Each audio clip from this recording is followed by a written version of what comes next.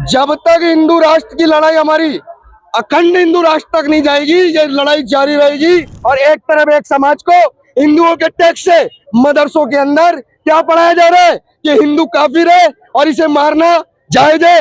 नहीं, भारत देश के अंदर रहना है तो जय श्री राम कहना होगा। बाबा जी का एक इशारा हो जाए, मंदिर के किनारे जो कूड़ा है मुट्ठी में भर ले जाएंगे। आज हम कूड़ा सेन साहब जो मंदिर के बराबर में मस्जिद कह रहे हैं उसे भर ले जाएंगे। हम कह रहे हैं एक इशारा करके देखो, 100 ग्राम सब जेब में डाल ले जाएंगे उस कूड़े को। सनातन एकता यात्रा में वृंदावन चार धाम मंदिर के सामने में हूँ और जो सनातन एकता यात्रा में युवा हैं वो जुट चुके हैं। कहाँ से आए आप? क्या नाम है?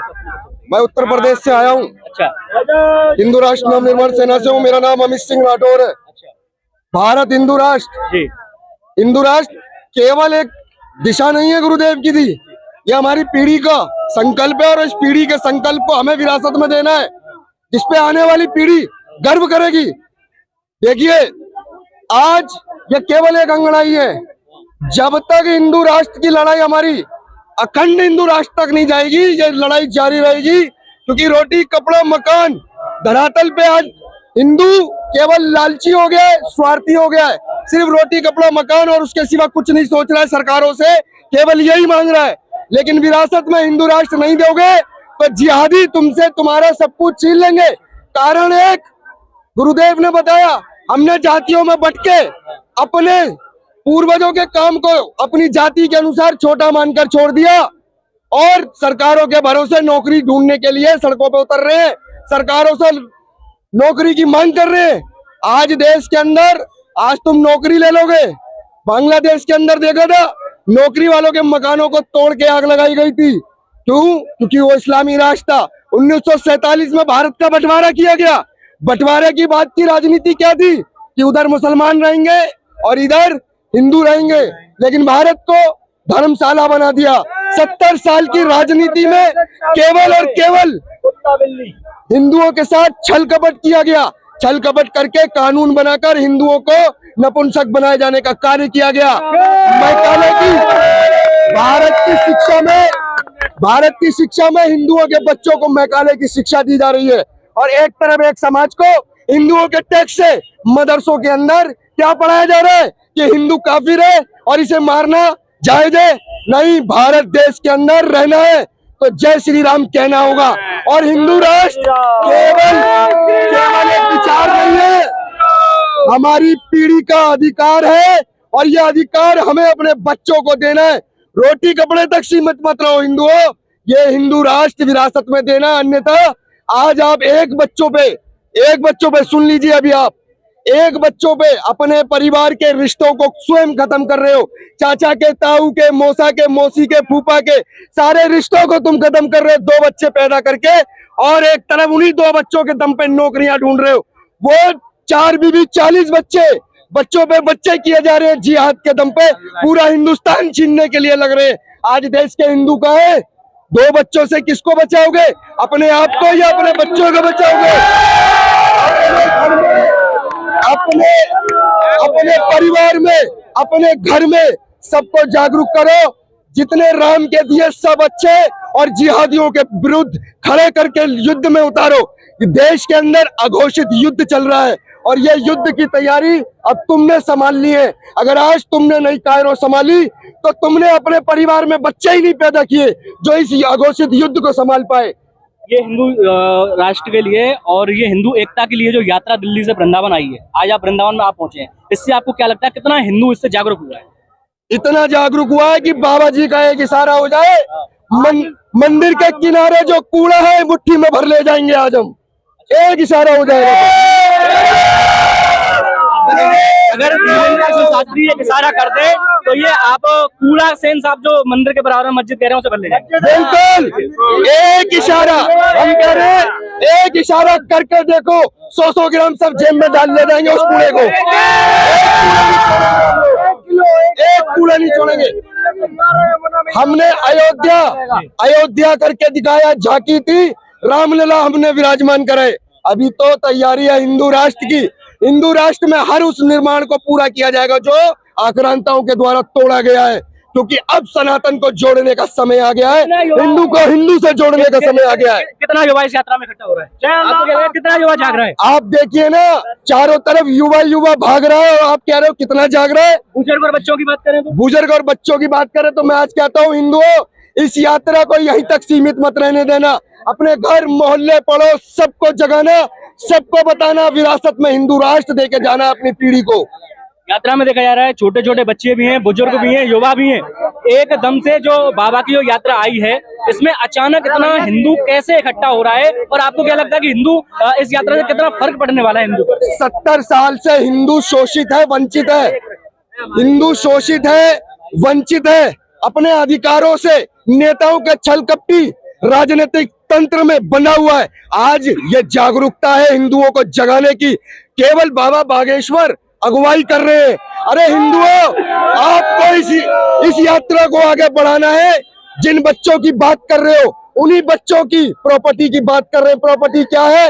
हिंदू राष्ट्र विरासत में देना है हमें, और वही प्रॉपर्टी हमें विरासत में अपने अखंड हिंदू राष्ट्र की ओर बढ़ानी है, जो संकल्पित है। अफगान से लेकर कांधार तक हस्ती थी हमारी, एक एक बस्ती को उजाड़ा गया। आज 70 साल में हिंदू बोलना शुरू हुआ है। सरकार कहती है कि 2 बच्चे पैदा करना चाहिए, आप कह रहे हैं कि हम कह रहे हैं सरकार अपने नेताओं को रोक ले, हिंदुओं को ना रोके, क्योंकि हिंदुओं के जितने बच्चे सब राम के दिए अच्छे।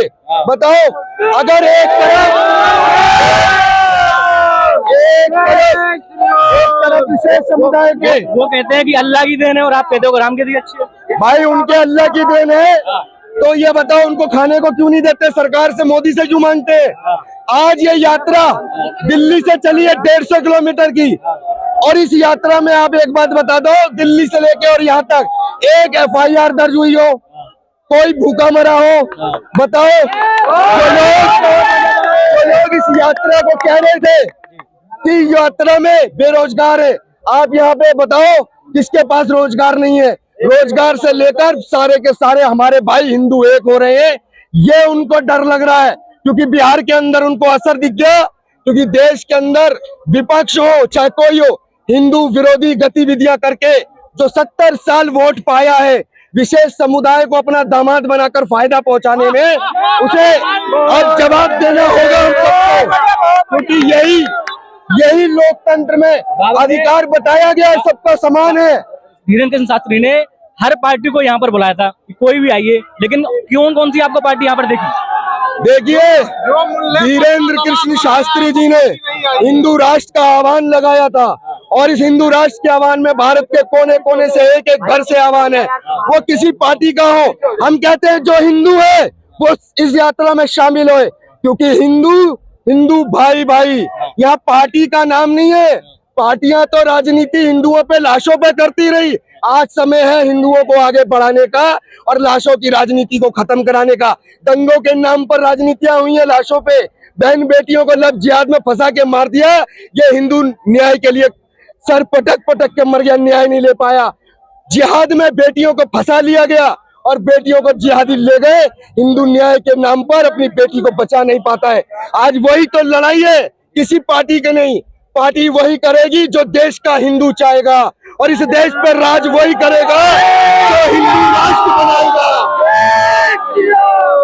चलिए अब बात कर लेते हैं, जैसे सनातन एकता यात्रा चालू हुई उसके बाद ये दिल्ली में ब्लास्ट हुआ, कई जगह RDX पकड़ा गया, इसका क्या कहेंगे? देखिए, दिल्ली की ब्लास्ट की घटना केवल निंदनीय नहीं, लगातार ऐसी घटनाएं निंदनीय कह कहकर हिंदुओं को जागरूक होने से रोका गया। सरकारों ने लगातार, इससे पहले के भी बम आंकड़ों में क्या हुआ, सरकारों ने पहले भी हुए बम हादसों में, बम ब्लास्टों में मरों की संख्याओं को छुपाया है। आज हिंदुस्तान की अलग जगाई जा रही है। हम एक ही बात कहना चाहते हैं, ये अनपढ़ है तो पत्थर बजाएंगे, जनसंख्या बढ़ाएंगे, लेकिन जब ये पढ़े लिखे कहलाएंगे तो डॉक्टर बनके हमारे समाज को जहर देकर मारने का काम, षड्यंत्र अभी नजर में आया आपको। बिहार के अंदर 1947 में जब भारत बटा था, और बिहार के अंदर 2047 का गजवा हिंद का प्रोपोगंडा साम आता है।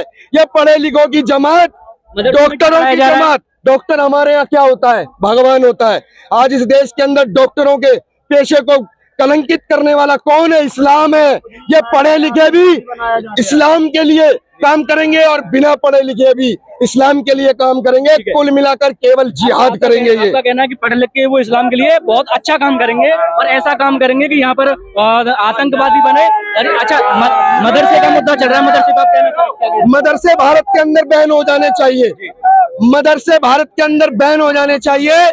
जाहिलता की क्लासें लगाई जाती हैं, हिंदू काफिर है ये पढ़ाया जाता है और मदरसों को योगदान सरकारों के द्वारा दिया जाता है। हमारे टैक्स का दुरुपयोग करना सरकारें बंद कर दे, क्योंकि हमने अभी वैष्णो देवी के अंदर देखा किस प्रकार 46 जिहादियों को सीट दे दी। किसके पैसे पर? वैष्णो देवी हमारी, ट्रस्ट हमारा, पैसा हमारा, तो उसके अंदर 46 सीट मुसलमानों को दे दी। वो फिर से वही काम करेंगे जो दिल्ली के अंदर बम ब्लास्ट का किया।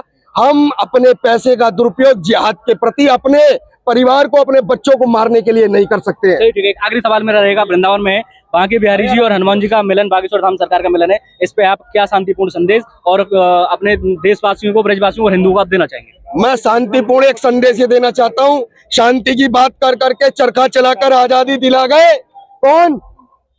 बताइए, जिसको भारत का पिता बताया गया। शांति की बात नहीं होगी, ध्यान रखना, बात क्रांति की होगी। जहाँ क्रांति की बात होती है, हिंदू राष्ट्र का आगाज वहीं से शुरू होता है। शांति के नाम पर गुलाम बना दिया। हमारे देश के अंदर हिंदू जिस क्षेत्र के अंदर रहता है और वो समुदाय जिस ओर रहता है, उसको क्या बोला जाता है? संवेदनशील। और हिंदुओं को सहनशील। सहनशील नहीं, मर्यादा को चुनौती में स्वीकार करो। जिहादियों को जवाब दो।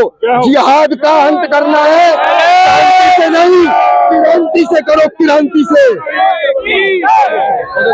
आपको बता दूं, ये एक बुजुर्ग हमारे पास एक सूचना लेके आए हैं। अभी देखिए, ये अगर बुजुर्ग 25 तारीख से कायम है, अगर आपको कहीं दिखते हैं तो आप दिए गए नंबर पे संपर्क करें और बने रहिए लगातार हमारे साथ ऐसी ही खबरों के लिए।